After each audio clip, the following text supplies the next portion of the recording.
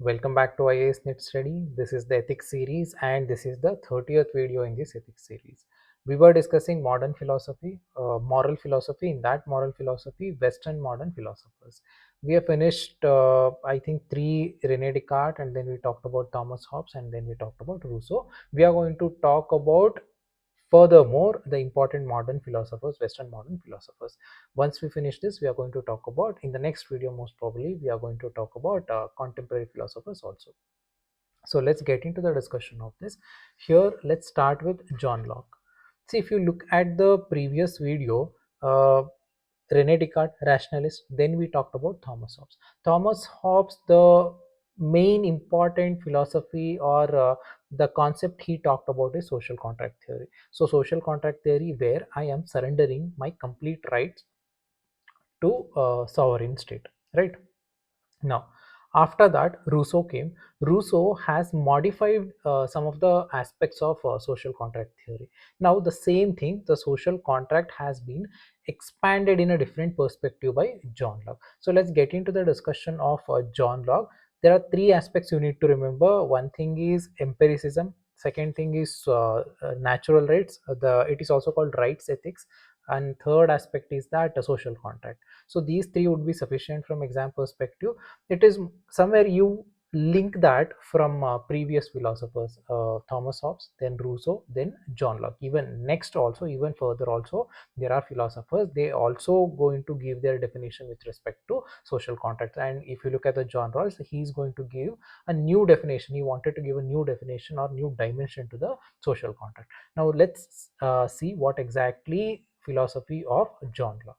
The first aspect, the three aspects you need to remember: the first is empiricism, the second is rights ethics or the natural rights, the concept of natural rights, and then the social contract theory and the possibility and the political authority. So empiricism, you know that even Aristotle also talked about it.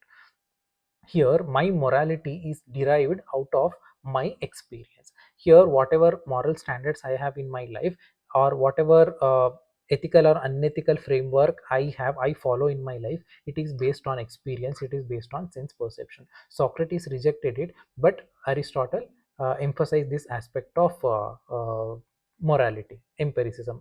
John Locke rejected the idea of innate idea. Socrates told that these virtues, these values, everything, it come from your inner conscience. But here John Locke, he rejected that idea. See, human mind, it's a blank state, and the terminology is given a terminology tabula rasa. It is a blank state. There is no morality, immorality, there is nothing. So as we grow, we develop these kind of things, positive attributes and the negative attributes. So in that journey of development, I have certain experiences, I have certain sense perception, and these my personal experiences and sense perceptions, they will lead to my moral standards. So empiricism, this is one aspect of John Locke. And the second aspect you need to remember is that natural rights or rights ethics. Natural right is that, see, you can connect this to the social contract theory. See, let's talk about natural rights. See, I have taken birth as human being. Just as I took birth as human being, I have certain inherent rights. I have certain rights. These are my natural rights. What are my natural rights? I have right to life. I have right to liberty, right to property. You can add freedom. Rousseau also talked about freedom. You can talk about equality. See, these are some of the rights as a human being I should possess it. Every person possesses fundamental rights simply by virtue of being human. I have taken birth as human being, and just because I've taken birth, I have inherently I have these rights. And he expanded moral philosophy through the concept of natural rights. He told that every human being, every individual has a moral rights, right to life, like right to liberty, right to property. You can expand it further also, and these rights are inalienable and should not be violated by individual or a state. See, I have certain rights. Neither you are supposed to violate my rights, or the sovereign state, the government ruler, they are supposed to violate my rights.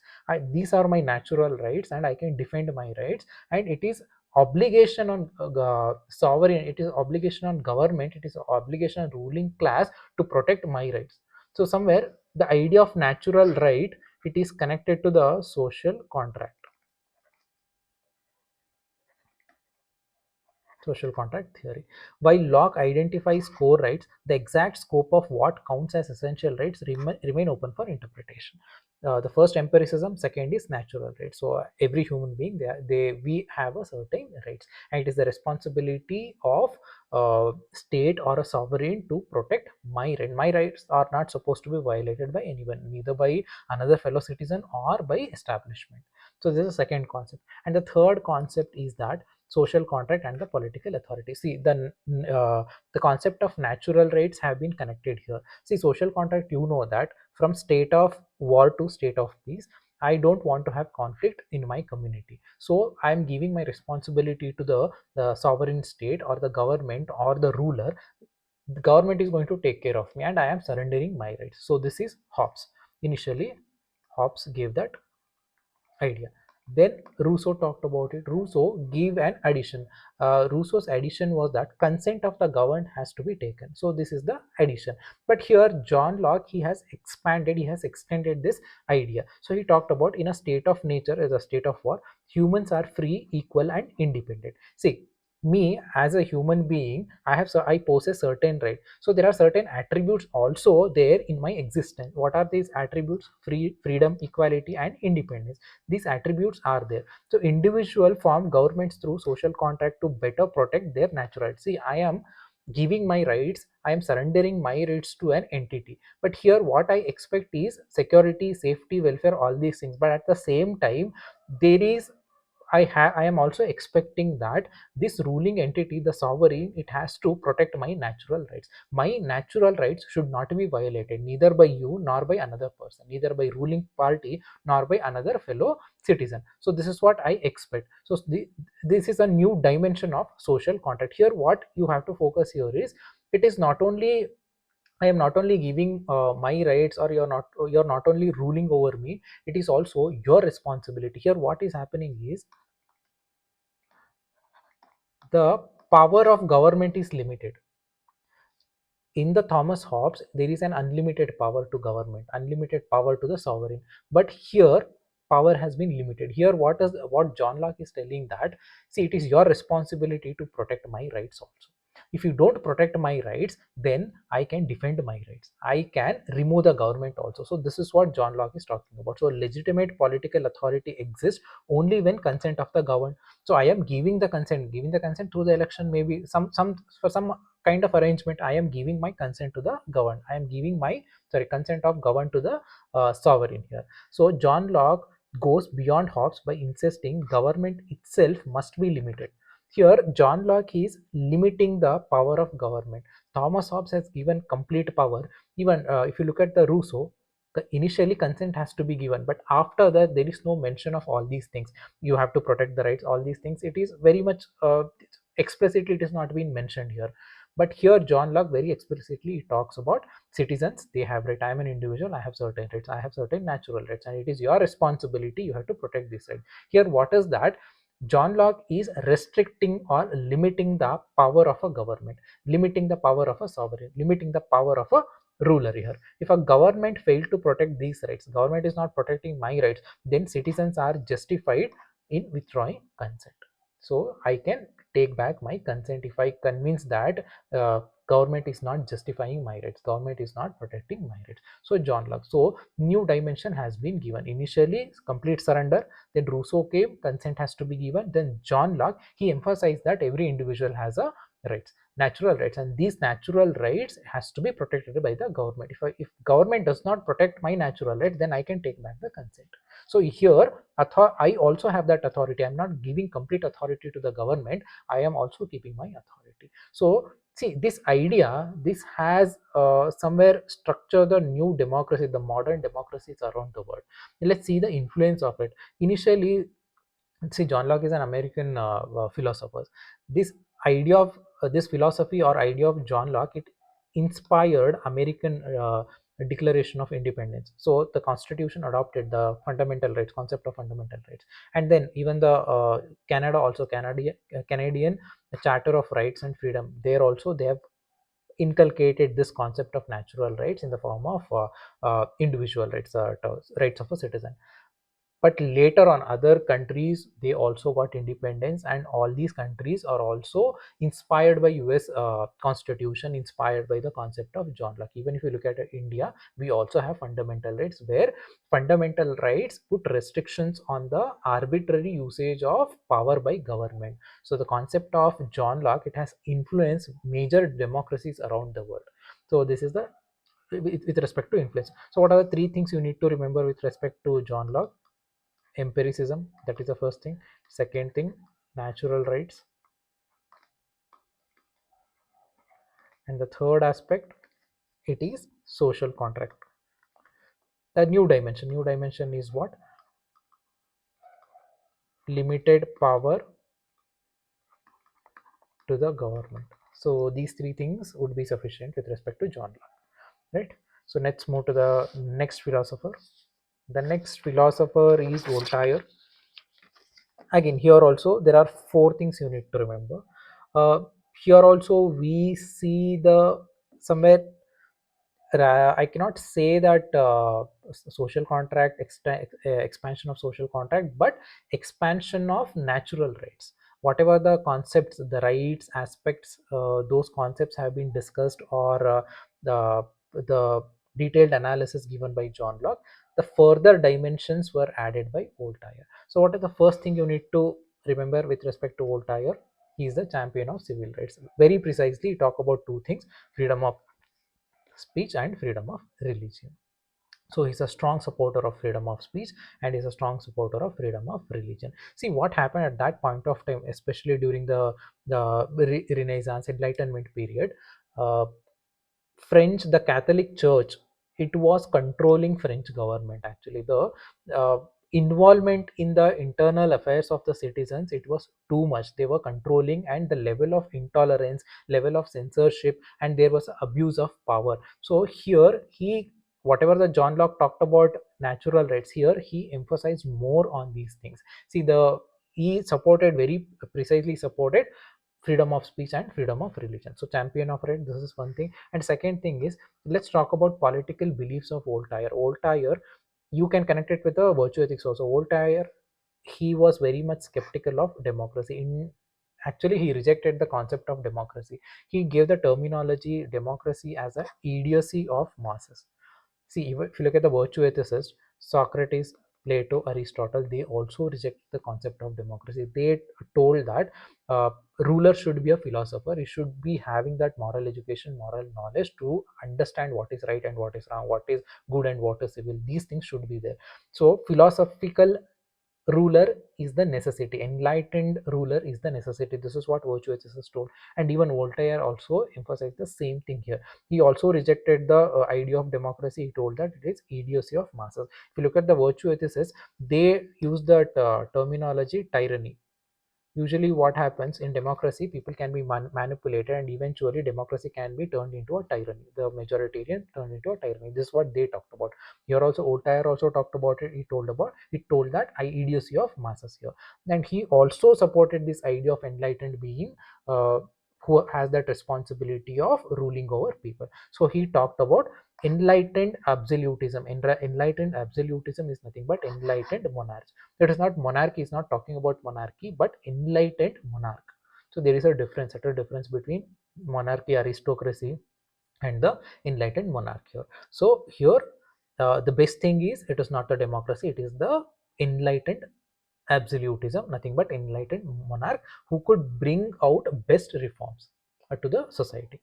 And he told that if a person who is enlightened monarch, then what he should focus, the ruler should focus on education and public welfare. The ruler should focus on rational governance. He should protect the material well-being and the interest of the subject. So these are some of the conditions that has been talked or mentioned by Voltaire with respect to the ruler. So he rejected democracy, and he talked about enlightened monarchy, and he declared himself as a part of party of humanity. So he rejected that extremities, religious extremities, and any extremities of especially within the politics here. So opposing extremism in all forms, whether it is political extremism or religious extremism, he opposed it both at politics, whatever the church was doing, at the same time whatever the political institutions are doing. He rejected both of it. He emphasized that I am a part of humanity, so anything extremes I am going to reject it. So he emphasized on enlightened monarchy. So he criticized monarchy, he criticized aristocracy at that point of time, he criticized judicial system also, because somewhere the religion and the governance, there was a mix, there was an interference at that point of time, and he was not happy about it. An important aspect you need to remember, Voltaire is a separation of church and the politics, church and the state, that separation should be there. So how exactly he derived into that conclusion? Due to this involvement of religious institution, political institution, and controlling each other, and in turn they become oppressive, they affecting the welfare of the people. So he criticized monarchy, he criticized aristocracy and judicial system, and he told that both all these things, monarchy, aristocracy, they have become irrational and they have become brutal. And the next important aspect you need to remember with respect to Voltaire is the third aspect, is the religious belief. He lived in Europe, in that England, in that region. So he rejected, sorry, France, I think is a French philosopher. He rejected the religious belief system that were existed at that point of time. He told that, see, whatever the organized religion is there, it has become very much oppressive. Some kind of religious doctrines, religious dogmas are affecting people in their day-to-day life. He rejected, he criticized it, he rejected it, and even he told that Bible as a metaphorical, not a divine revelation. He rejected that idea that Bible or a Christianity is something which is divine. He rejected that. But he did not rejected the concept of God. Actually, he did not rejected the concept of spirituality. The religious doctrines were rejected, but the concept of God, spirituality, was not rejected by Voltaire. Voltaire came up with a concept called deism, and he called himself as a deist. Actually, deism is that he believes that there is a creator, and this creator, he is not going to intervene in human day-to-day affairs. God is not going to interfere in what you're doing in your life. It is not. There is a creator, and there is an aspect of spirituality, but it is not something we are following at this point of time. This is not something the religious doctrines are telling. This is what he told at that point of time. And the aspect what I told is separation of church and state. So his religious belief, he wanted non-interference of religious institutions in the ruling elite or the governance. Separation of church should be there, separation of state should be there. And this is usually, if you look at the Enlightenment period, this is what they were talking about, the complete separation of involvement of religious leaders or religious aspirants into the governance or ruling sector. And there's a third, religious beliefs. And the fourth is that scientific outlook. The reason is, see, I told you that he's a he rejected that particular religious belief system, religious doctrines at that point of time. The reason he told that, a lot of superstitions were there at the social level, and blind beliefs were there. People were blindly following whatever church was telling them. They were not even questioning, and they were accepting the status quo. This was happening, but see, as a status quo it is fine, but it is crossing that, and it has become oppressive in nature. It is impacting lives of people in a negative way. So he told that in order to get rid of this, we want a scientific outlook. And one thing is science, another is reasoning, rationality and science. These two aspects, the rationality and the logical reasoning, science and logical reasoning, these two can combat superstition and promote rational thinking. See, most of it, if you look at it, the ideas of Socrates, especially the virtue ethicist, it is kind of replicated, but it has been replicated in a different perspective, especially with respect to this modern time period, especially with respect to this Enlightenment period. So now what you have to remember with respect to Voltaire, four aspects. The first aspect is, again, before we talked about John Locke, he talked about rights. Here also, he's also talking about it, very precisely talking about freedom of speech and freedom of religion. So this is first aspect. Second aspect is political belief. So he rejected democracy, idiocy of masses, and he talked about enlightened absolutism. And then he talked about religious belief. He rejected the existing religious doctrines, and he came up with the concept of deism. And he emphasized on separation of church and the state. And the fourth aspect is scientific outlook. Scientific outlook along with rationality is very much necessary to remove superstitions and blind belief from the society. So how do you remove that? Science and the rationality. These are the two concepts. So these are some of the factors you need to remember with respect to Voltaire. So Voltaire combined civil liberties, religious tolerance, rational governance, and scientific thinking, making him a central figure of enlightenment and modern liberal thought. Right? This is with respect to Voltaire. Now let's move to the next philosopher. See, if you look at the new modern philosophers, modern Western philosopher, Rene Descartes, rationality, and then Thomas Hobbes, social contract theory, Rousseau, social contract theory, the important aspects I'm talking about. Then we talked about, uh, I think we Thomas Hobbes, and then John Locke, again, rights, civil rights, individual rights, and then Voltaire, again, civil rights and scientific outlook. These are the things. Now, the next philosopher, next whatever we are talking, the dimension is getting changed. We were talking about social contract theory, we were talking about civil rights, liberties, all these things. Now the discussion take a different dimension, a diversion, you can say. What is that diversion? Now the discussion, there were some technical errors. I am back. So we are talking about the change, the diversion. The diversion is that we till that social contract, civil rights or liberties, all these things, these were the philosophical discussions.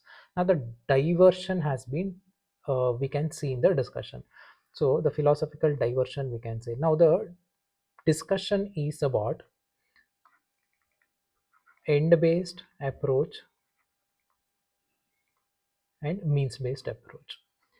uh, the morality of a decision, morality of an action can be decided, one thing, either it is based on the way you do it or based on the outcome you get out of your action. So now the diversion in the philosophical discourse can be seen from now on. Now there are two ways. One is end based mechanism, second one is means based mechanism. So first, let us talk about a philosopher who supports this idea of means based mechanism. Then next we are going to talk about end based mechanism. Means based mechanism is that, see, whatever actions you are doing, whatever decisions you are taking, if you are following the right path, then it is considered as moral, then it is considered as ethical. See, right path, it means that your decisions are based on certain virtues, your decisions are based on certain positive attributes, because there is a duty and you are bound to follow that duty. And these kind of ethical approach, it is nothing but deontological ethics. See, ethical theories broadly divided into two types: deontological theories and consequentialist theory. Consequentialist theory, it means that consequence based theories. Consequentialist theories also called teleological theories. Deontological theories, where your actions are considered ethical if you follow, if your actions, if your motives are based on positive attributes, if your decisions are based on ethical duties, moral duties, then it is deontological theories. And important personality who supported this idea is Immanuel Kant. And deontological ethics focus on what people ought to do, not on the result. See, if you look at the end based ethics, end based approach, where outcome is considered, if outcome is positive, then whatever actions, whatever decisions you have taken, it is considered ethical, it is considered as moral. But herein means the way you conduct yourself, the way you do the things, that is going to be the deciding factor here. So deontological ethics focus on what people ought to do, what you're supposed to do, that should be the deciding factor here, not on the results, not on the outcome, not on the consequences. An action is morally right or wrong because of its intrinsic nature. See, I am doing certain things because this is right thing to do. I am not bothered about the outcome, I'm not bothered about the consequences, but I am going to do this because I know this is the right thing to do, because I have certain duties, I have certain obligation to it, because there is a positive virtues behind it, because there are positive attributes behind it. So this is deontological. So because there is an intrinsic nature, and because of the not because of the happiness or harm, it but not because of the consequences. Individuals have moral duties that must be followed regardless of consequences. So this is deontological ethics, and this is supported by, this is emphasized by Immanuel Kant. Now, he argued that moral actions arise from pure duty, not from desire, emotion, or pursuit of happiness. Right. Now, let's see the important philosophy under this deontological ethics, especially Immanuel Kant. He gave the maxims of morality. He talked about categorical imperative. Categorical imperative is that there are certain conditions you're not supposed to compromise with. No matter what, you're not supposed to compromise with certain conditions. Immanuel Kant has given certain conditions. What are these conditions? What are these categorical imperative? There are three categorical imperative. The first is universality. Universality is nothing but you can connect with ethical universalism. It means that the morals or the morality virtues are accepted at every consequences, every time period. Ethical universalism is the same thing. Truth is truth, whether it now 500 years ago or after 500 years here, there is only one truth. So if your morality is based on ethical universalism, then it is considered as moral, and this is one of the conditions. So if your actions has to be considered as moral or ethical, then your actions or decisions should be based on this ethical universalism. Act only according to a maxim which you can will to become a universal law. Then the second categorical imperative he talked about is humanity as an end. It means that you're not supposed to treat any person as a means to achieve something else. See, any human being is not it is not a tool for you to achieve something else. So humanity here, dignity of an individual, you can relate it to the dignity. The dignity of an individual is categorical imperative according to the Immanuel Kant, that you are not supposed to disrespect a person, you are not supposed to use a person for your end goal. So this is the second condition, second categorical imperative mentioned by Immanuel Kant. The third is that kingdom of end. Kingdom of end is nothing but that, it's nothing but a no use and throw policy. That you see a person and you think that okay, I have some help from this person, and you take help and you discard that person and you don't show any regard to that person. Here your intention is to utilize that person for your some selfish motive. Even this is not accepted. If any of your actions, if any of your decisions are based on that, then that is considered as unethical, that is considered as immoral. So kingdom of ends is not is the definition is that act as a rational autonomous member of a moral committee where everybody follows self-imposed moral laws. So I am not using anybody for my means. I'm not use and throw. I'm not doing that use and throw attitude with respect to another person. In the same way, other person is also not doing this kind of attitude with me. If everybody behaves in this moral conduct, if everybody showcase this moral conduct, there will be self-imposed moral laws in a community. If everybody in a community, in a country, or in a state does this, then it can be equated as a kingdom of ends. So these are the three categorical imperatives that, in a simple terminology, it is ethical universalism. Your decisions should be based on the concept of ethical universalism, not ethical relativism. It is ethical universalism. Dignity of an individual, respect of an individual. There should not be compromise with that. You have to give respect. You have to maintain the dignity of other individual, and also no use and throw policy of other individual for your personal motive. No person should be used as a means to achieve something, some end. So these are the three categorical imperatives mentioned by Immanuel Kant. Then what are the advantages of Immanuel Kant? The first thing is it ensures equal respect and dignity for all human beings. So I'm not treating anybody in a negative way. I am not treating somebody for means to achieve something. So the even categorical imperative also talks about this kingdom of ends, and the another thing is humanity, dignity. So equal respect and dignity for every human beings, and then it provides clear moral guidance on what is right and what is wrong. See, you are doing this because this is right thing to do. You're not doing it because outcome is positive. No, you're doing it, this is right thing to do. There is an intrinsic positive nature to it. So this is a second merit. And the third merit is universal principle, the concept of ethical universalism. So it can be applied at any geographical location, any time period. There is no if and buts.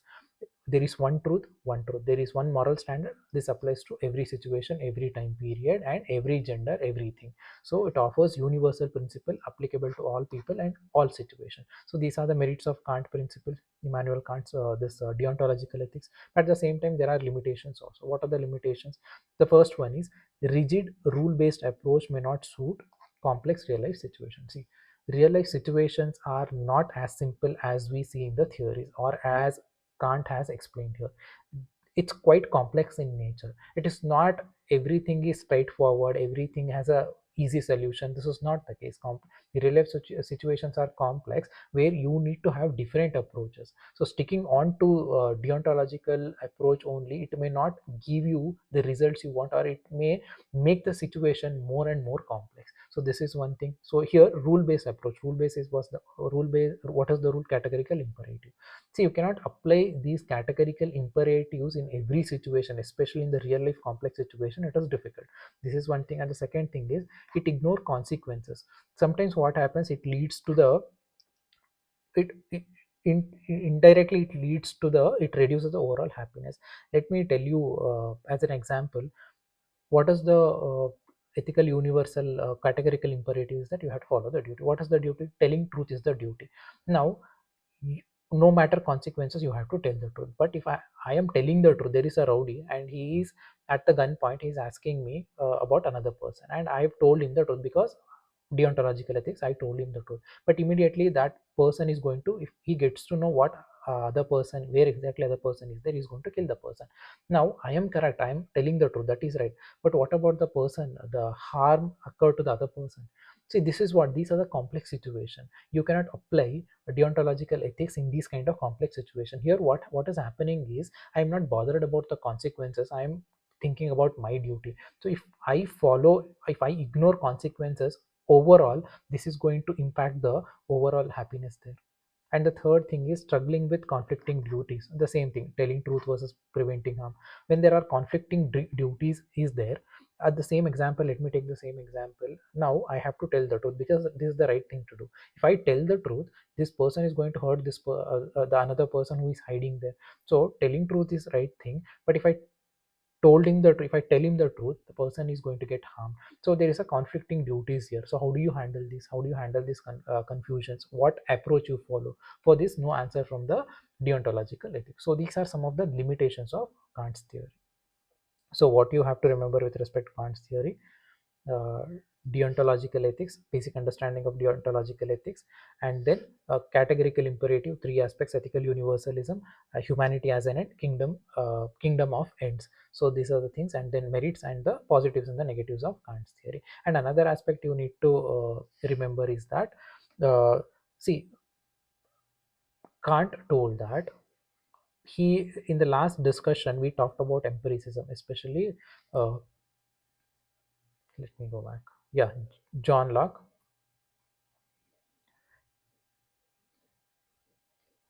Yes, we talked about empiricism, and even Aristotle also talked about empiricism. But here, Immanuel Kant has taken a different approach. Here, he told that both sensory as well as the reasoning, both are necessary to have a knowledge. So, how do you get this moral knowledge? Aristotle told that it is empiricism. It is that based on my experience, based on my sense perceptions, I'm going to make my moral decisions. I'm going to get my moral knowledge. But here, Immanuel Kant, he's telling that my moral knowledge come from both sensory experiences, what I experience, sensory perception, along with that rationality also, the combination of both. So deontological ethics, where ethical knowledge or a moral knowledge come from both sensory perception as well as the reasoning, right? I think this would be sufficient with respect to Immanuel Kant. And let's move to the next philosopher, Jeremy Bentham. See, in the last philosophy we talked about means based approach, means based ethics, and here we're talking about end based approach. End based approach, it is a teleological ethics, it is consequential approach. Here I am bothered about the consequences. If the consequences are positive, then it is moral. Whatever I'm doing, moral. If consequences is negative, then whatever I'm doing, it is immoral, it is unethical. So this philosophy is given by Jeremy Bentham. He's an English philosopher, jurist, and social reformer. And he has given an idea that is based on this end-based philosophy. That philosophy is very famous philosophy, that is utilitarianism. Utilitarianism, it means that maximum benefit to maximum number of people. See, I am doing something, and this action or my decision, it is benefiting maximum number of people, then it is considered positive, because outcome is positive. Outcome is, the government has taken a decision to build a dam, and outcome is going to help 1 lakh people, then it is considered ethical, because maximum benefit to maximum number of people. So for that reason, this action is considered ethical here. And this is hedonistic version of utilitarianism. Hedonism, you know that Hellenistic hedonism, it means that we are focusing on the pleasure aspect, we are focusing on happiness of the people, happiness of an individual. We are not talking about abstract, we are not talking about uh, ethical, universal origin of universe, not all these things. We are talking about happiness of an individual, happiness of people. This is what I'm talking about. So this utilitarianism is a hedonistic version of a utilitarianism, where pleasure and pain are only measure of good and evil. So ultimately, if the pleasure is nothing but positive outcome, pain is nothing but negative outcome. If there is a positive outcome, moral, ethical. If there is a negative outcome, it is considered pain, uh, it is unethical, immoral. So here, this is the only criteria for utilitarianism. According to Bentham, an action is morally right if it maximizes happiness and minimizes suffering. Maximizing happiness, minimizing suffering for all the affected people. Here what happened, dam is getting constructed here, right? 1 lakh people, they are going to get the benefits out of it, but there are maybe 5,000 people where their lives are directly going to be impacted here, their lives are going to be affected here. But Jeremy Bentham's this utilitarianism, it is not bothered about this 5,000 people. See, it minimizing the suffering here. Max, there are 1 lakh people, they are getting advantage out of it, so there is a maximum benefit to maximum number of people, so this becomes ethical here. So this is the quantitative utilitarianism. Here, quantity, the number, the maximum number, that is what Jeremy Bentham is talking about. He argued that means are morally irrelevant. See, I want to build an orphanage, and for that, if end-based mechanism is followed, even if I steal money from somebody else and if I build an orphanage, still it is considered ethical, because the means are irrelevant. The way I build the orphanage, that is not considered for the discussion here. Even if it is involved in lying, if it is involved in manipulation, even if it is involved in something forceful activity, coercion, still it is irrelevant.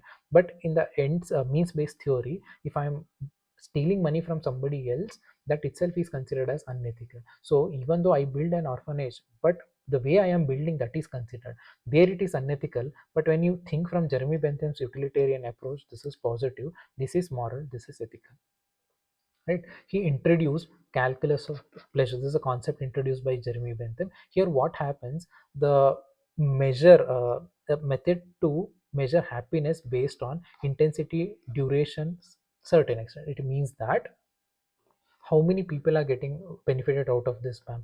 Is a 5 lakh, sorry, 1 lakh people is a very big number or is a small number? So intensity, duration, extent, all these things considered when you calculate the extent of pressure, when you calculate the maximum benefit. So calculus of pleasure here. So utilitarianism as a consequentialist theory. Consequentialist theory is nothing but the outcome. So there are three aspects here. Utilitarianism is a consequentialist and teleological. Teleological, it means that end. A teleological moral theory. Actions are judged solely by their outcomes, not by motives or duties. Where motives or duties, it is means based. Means based, deontological. Means based, deontological. And the moral goal is to maximize overall benefit. So this is the idea of Jeremy Bentham. Now, he talked about utilitarianism. Now, the one more philosopher came and he refined this idea of utilitarianism. See, here I told you the dam construction is going on and it is helping 1 lakh people, but it is affecting 5,000 people. That there will be a displacement. They are going to lose their land. They are going to lose their houses. Their livelihood is going to be affected. So there are 5,000 people. In this utilitarianism, they are going to ignore this. They are least bothered about these 5,000 people. But the next person, the John Stuart Mill, he came up with a refined version of utilitarianism. Under the John Stuart Mill, he considered this aspect also. This is a minority. This minority pleasure, happiness of this minority, it is also very much required, because see, we are compromising justice here. If you are ignoring these 5,000 people, it means that I am compromising justice of these 5,000 people. There is a suffering, they are not happy. If I am ignoring, I am neglecting, it means that I am not fulfilling the aspect of rights and liberty we talked in the social contract. John Locke, we talked about individual rights. Voltaire, we talked about certain civil rights and liberties, where if you are not considering these 5,000 people, their suffering, then it is considered injustice. So in order to clarify, in order to correct this, the next philosopher give a new definition or a new approach to this utilitarianism. John Stuart Mill, British philosopher, economist, and he refined the Jeremy Bentham's theory. He stated that he supported the core philosophy of utilitarianism. The core philosophy of utilitarianism is that actions are in right proportion as they tend to promote greatest good for greatest number. This is the definition of utilitarianism. He supported that. J.S. Mill also supported this, but he modified certain Bentham's view, Jeremy Bentham's view here. See, Jeremy Bentham talk about pleasure, maximum pleasure, maximum benefit. But when you think of Jeremy Bentham's utilitarianism, this pleasure is, there is no explanation. Everything is considered. If it is helping greater number of people, maximum number of people, then it is considered positive. So pleasure, it is considered positive. But John Stuart Mill dissected this pleasure in a two parameters. There is a lower pleasure, higher pleasure. Lower pleasures, it means that sensory pleasure, whatever I experience, my sense sensual perceptions and the pleasure related to my sensual experience is the lower pleasure. See, if I am taking decision based on this lower, these low pleasures, lower sensual pleasures, this is not considered ethical. This does not come under uh, J.S. Mill utilitarianism. He rejects that. He tells that yes, I also accept maximum benefit to maximum number of people. I also expect maximum pleasure, minimum pain. I expect that. But here, pleasure is not the sensual pleasure. Pleasure is the intellectual pleasure. Pleasure is the moral pleasure. Moral pleasure, it means that here it is backed by rationality, it is backed by virtues. So he talked about utilitarianism. Here, maximum pleasure, minimum pain, maximum benefit to maximum number of people. But here, the pleasure or the maximum benefit, maximum potential, everything should be based on morality. It should be, pleasure should be based on intellectual. So moral pleasure, intellectual pleasure. So here it is about quality, it is not about quantity. There, constructing a dam, it is helping 1 lakh people. So fine, maximum pleasure. But here, what about these 5,000 people? John Stuart Mill makes sure that I am going to take care of these 5,000 people also. How can I tell? See, if I cannot reject a dam project proposal, no, that is going to impact these 1 lakh people. So what I can do is I can give some kind of rehabilitation to 5,000 people. I can construct house for them. I can find alternative livelihood for these 5,000 people here. By doing that, I am upholding the justice aspect. I am not compromising justice with this minority. So this is what John Stuart Mill utilitarian. This is here the qualitative utilitarianism. That is quantity based on quantity. Jeremy Bentham's. J.S. Mill, quality. That is quantitative utilitarianism. It is qualitative utilitarianism. And he, J.S. Mill, emphasized on human dignity, liberty, and moral development. Right. Now let's see the problems of utilitarianism. There also we saw the merits and demerits, and here let's see the merits and demerits of Kantian theory, the mean space theory. Now let's see the merits, but most probably it is the problems, demerits of utilitarianism, or you can also say uh, end-based theory. So here what happens, I told you that the example of dam. So here 1 lakh people advantage, 5 lakh people disadvantage. Now the number you can calculate, but can you compare life? Can you compare emotion? How can you measure emotion? How can you measure pain of an individual? So it is impossible. Measurement problem is there. One person to another, number of persons you can compare, but can you compare the life? Can you compare the emotions? Can you compare the pain, time, dignity? You cannot. So measurement problem is there. This is one problem. The second problem is justice problem. The same thing. The 5,000 people, they are going to 1 lakh people. It is helping. What about this 5,000 people? You are compromising under utilitarianism. What happens? You're compromising with injustice with these 5,000 people. And also what happens, see, when you're compromising, it means that there is an injustice, so you are justifying this injustice also under the name of end based mechanism, under the uh, discussion of utilitarianism. You are justifying injustice also. If it is benefiting majority, you are justifying injustice also. This is the second problem. And the third problem is moral limits. Moral limits is that it overlook individual rights. Here it is not considering the rights of these 5,000 people, so it is overlooking individual rights and fairness, making it unsustainable as a sole guiding principle for moral decision making. See, you cannot use this as a deciding factor, or a government cannot use this utilitarianism uh, solely on utilitarianism for policy implementation. This is not right actually. It has to be complemented by other approaches also. So these are the problems of utilitarianism, or you can say end based approach, right? I think this is it. We talked about means based, end based, Immanuel Kant and Jeremy Bentham and John Stuart Mill. Social contract theory, then the diversion, means based, end based,